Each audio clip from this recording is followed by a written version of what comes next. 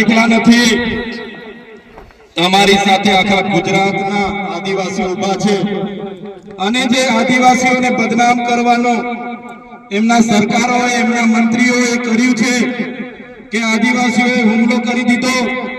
આટલા પોલીસ અધિકારીઓને હુમલો કરી મારી નાખવાના પ્રયાસ કર્યા,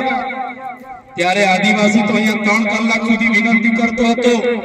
કે સાહેબ અમે અમારા બાપ દાદાઓથી અહીંયા રહીએ છીએ, 3 પેઢી 4 પેઢીથી અમારું ગામ છે, ઘર છે, અમારો કૂવો છે,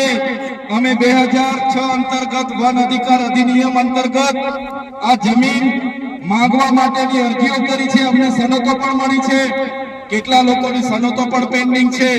છતાં કોઈનું સાંભળ્યા વગર જે વન વિભાગ, જે પોલીસ અધિકારીઓ અને રેવન્યુ વિભાગે જે કૃત્ય કર્યું છે એની અમે નિંદા કરીએ છીએ, એને અમે વખોડી કાઢીએ છીએ। આજે અહીંયા લીગલ સેલના પણ મારા વકીલો,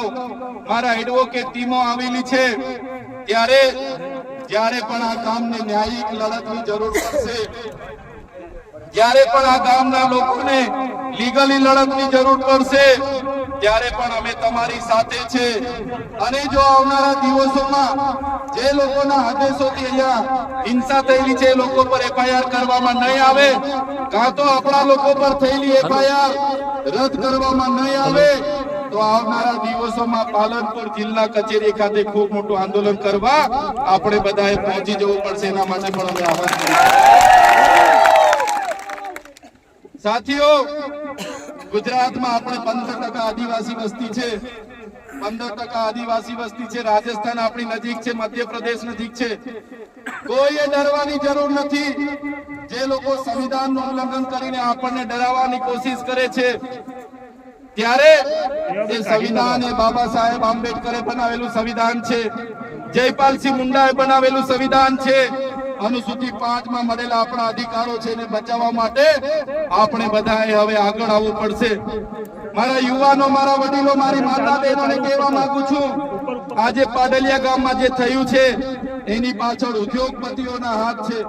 એની પાછળ ભાજપના મંત્રી તંત્રીઓના હાથ છે। એમણે પોલીસ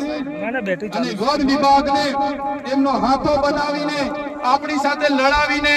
આપણને ડરાવીને આપણી જમીન મેળવવાના પ્રયાસો કર્યા છે। ત્યારે આપણે બધાએ પક્ષ, પાર્ટી, સંગઠન, સંપ્રદાય અને બધું જ ભૂલીને એક આદિવાસી તરીકે જ્યારે પણ આપણા ભાઈ સાથે અન્યાય થાય, જ્યારે પણ આપણી બેન સાથે અન્યાય થાય, જ્યારે પણ આપણી જરૂર પડે ત્યારે બધાએ એક અવાજ પર ભેગા થવા માટે તૈયાર થઈ જવું પડશે, નહીં તો આપણી જમીન આ લોકો આપણા પરથી છીનવી લેશે। ત્યારે સાથીઓ, આજે મારી તબિયત પણ નરમ હતી, પણ જે મારી બેન કાલે પરમ દિવસે એમના વિડીયો મેં જોયા, ગામના લોકો સાથે સંપર્ક કર્યો, ત્યારે મને થયું કે જઈને બેનને મળીએ, હકીકત જાણીએ, અને અહીંયા આવીને જોયું ને જાણ્યું ખરેખર ખૂબ અત્યાચાર આપણા લોકો સાથે થયો છે, અને પાછા આપણા લોકો પર જ એફઆઈઆર થઈ છે, અને કોમ્બિંગ કરીને બધાને પકડવાની વાત છે। ત્યારે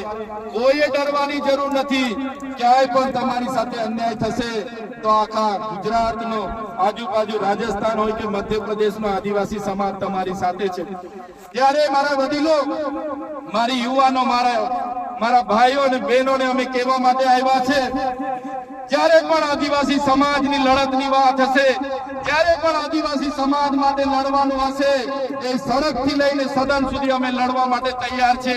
પણ તમારો બધાનો સહકાર અમને જોઈશે, ત્યારે આ લોકો સામે અમે સમાજ સામે લડીએ છીએ, સમાજ માટે લડીએ છીએ, સરકાર સામે લડીએ છીએ, ત્યારે આ સરકારોને ગમતું નથી। અમને પણ જેલોમાં નાખી દેવામાં આવે છે, જેલોમાં લઈ જઈને અમને ડરાવવામાં આવે છે,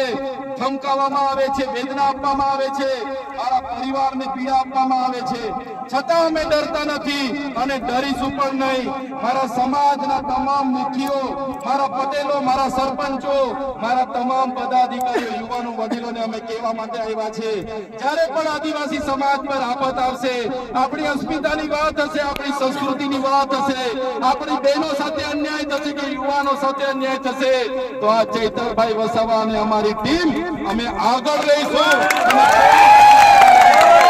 એક્ટિવાથી લઈ જેસીબી સુધીના, ટૂંકમાં દરેક વાહનના અને દરેક કંપનીના, જી હા, દરેક કંપનીના અને દરેક સાઇઝના ટાયર એકદમ કિફાયતી ભાવમાં મળશે, અને તે પણ આપણા છોટાઉદેપુરમાં. જી હા, છોટાઉદેપુરમાં. અને હા, જો તમારી પાસે રોકડા રૂપિયા ના હોય ને તો ચિંતા ના કરશો, અહીં બજાજ ફાઇનાન્સની સુવિધા પણ ઉપલબ્ધ છે.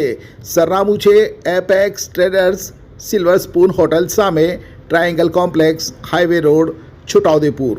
મોબાઈલ નંબર છે 7359953545. છોટાઉદેપુર સહિત રાજ્ય, દેશ અને દુનિયાના સમાચાર જોવા માટે સબસ્ક્રાઈબ કરો તીર સમાચાર અને બેલ આઇકોન જરૂર દબાવો.